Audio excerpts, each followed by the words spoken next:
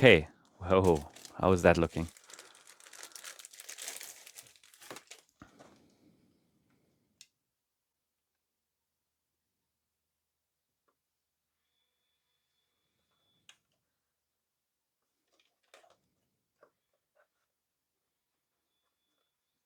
There are a few minor scratches there. Minor. If they even are. I don't even think they are. No, I don't think they are scratches. Yeah, a really good condition. Yeah, no, it's just dirt. So super good condition, amazing for a Game Gear. Honestly,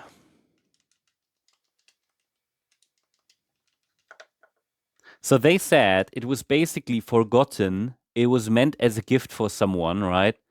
And then it was never given, which I kind of completely,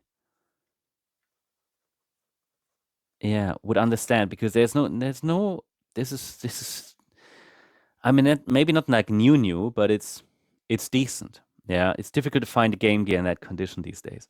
Amazing.